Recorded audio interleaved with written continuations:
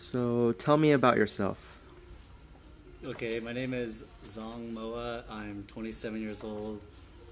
I graduated from WSU with the Bachelor's in Science and Electrical Engineering.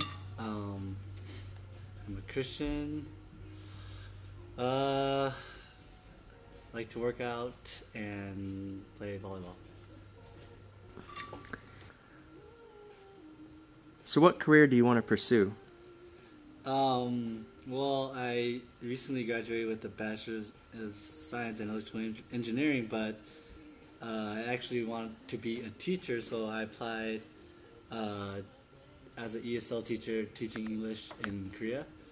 So I'm waiting for the job right now too. Why did you pick Korea specifically?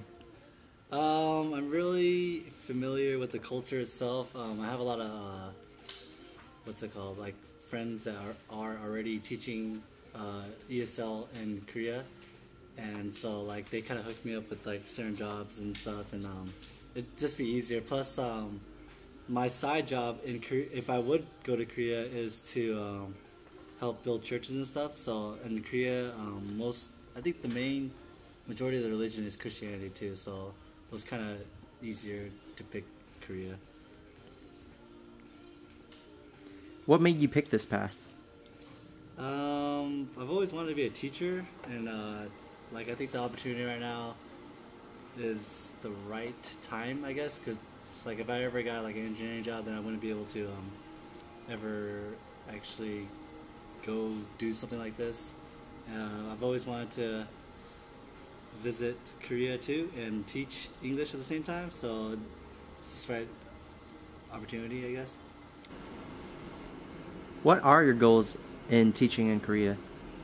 My goal in teaching in Korea is to gain more teaching experience. I wouldn't mind coming back to the States and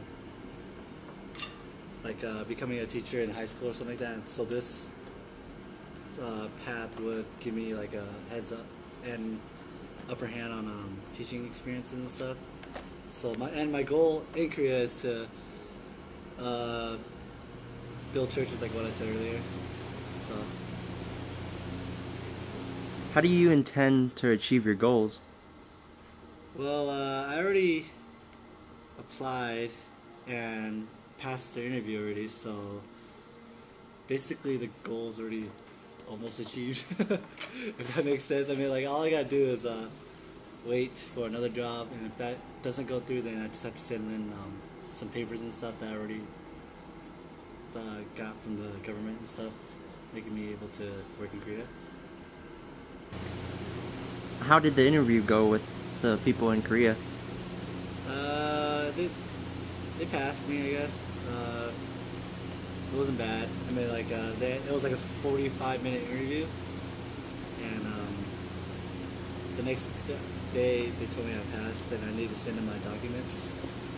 But I'm going to an interview in LA today, so I haven't sent in my documents. So it should go well, I guess. It went well. What is your interview in LA for? In the electrical engineering position at NAV Air, working as an RF engineer, I guess. So working with radio frequencies and how the Navy could build certain weaponry, I guess that's how you say it, around like frequency jammers and stuff. So it's working down there. If you were to pass your interview in LA, which job would you pick? The electrical engineering or teaching in Korea? Well, as of right now, I'd probably pick the engineering job because it's my main field of study, and it's kind of hard to get an engineering job right now. So I kind of got hooked up because my brother works there already. So it's kind of like an opportunity that if I miss it, then I won't ever get that opportunity again. Probably LA. So if you're saying electrical engineering was easy to get, would you pick Korea instead? Yeah, definitely, probably. If the economy wasn't like this right now, where you could barely find a job, then I'll probably go to Korea because the Korea is a 1 year contract, and I can always come back and work as an engineer. But as of right now, jobs are pretty scarce, so this opportunity is like once in a lifetime basically right now. So after hearing about the attack from North Korea to South Korea, does it make you nervous at all that you might be in a danger zone while you're working there? It actually did start making me nervous, and a lot of people are not supporting me because of that reason. But I mean, it's not like I'm gonna go to like the Army or Navy in Korea to help fight that war between North and South. But it is kind of like a wrong timing too. I mean, like if something was to happen that would cause like a Seoul to be like bombed, then it totally ruined my experience there too. So you're gonna teach in Seoul in Korea? No, to be able to teach in Seoul, you have to have a certain teaching certificates and stuff. And I wouldn't be teaching there, but I would be teaching at a metropolitan city near Seoul, which is pretty easy to get to Seoul anyways. Okay. So if you were offered the same job in China or Japan, would you take that over Korea? Well, see, the thing was, I wanted to teach. The reason why how I got the idea of teaching English abroad was I went to a church camp, and what was that? Like they had like this missionary thing they wanted to do where like it was in Taiwan, where you go build a church in Taiwan, but at the same time you get to teach English. And I actually wanted to do that instead, but that comes every August, and I already missed the opportunity to go, so I already had some friends working in Taiwan, not Taiwan, but Korea, and it was almost the same thing, but it's not through the Christian Alliance that I am under. So, right, if I had a choice between any city, it would be Korea, but if I had a choice between Korea or that Christian Missionary Alliance program, I would probably choose that one instead, because it's based off Christianity instead of doing a side job in Korea, which is a side Christian thing, if that makes sense. So what grade level are you going to teach English? Well, I actually wanted to teach high school, or I actually wanted to teach college level stuff, but you have to have a certain degree and stuff, because I believe that I'm probably better equipped to teach people closer to my age level. But I think if I was to actually get a job in Korea, it'd probably be elementary, because it's usually offered that way. Because all my friends that are teaching right now, they're teaching at elementary. So do you have any hobbies or interests that are related to in Korea?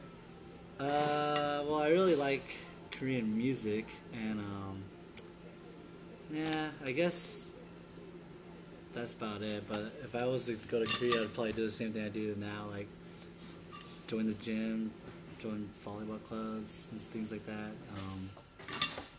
You know, sightseeing, do all this fun stuff in Korea. So do you speak fluent Korean? No, not at all. Nope. So then how will you teach English to Well, them? if you go over there and be an ESL teacher, there's a co-teacher that's Korean that usually guides the class, and then when the English stuff comes, where I can actually teach the English, then it becomes like me teaching, and then they're my assistant. If I need something translated into Korean, then they would take action. So basically, I'm not there alone. So how long would you stay there if you were to teach it? If I was to teach, I would probably leave to Korea in February 14th near Valentine's Day, and then the contract ends February 14th too. But you can always renew your contract. They don't care. It's up to you. Okay. So what are you going to do after you teach in Korea? Do you have a different job, or are you going to keep pursuing the same thing? Well, it depends on the experience itself. Like if I really liked teaching, then I would probably either keep teaching in Korea, or I could try that one in Taiwan, or I could actually just come back here and become a teacher too. So, or come back here and become an electrical engineer again. So. All right, well, thanks for the interview, and hope you do really good in your career in Korea. Thank you, An.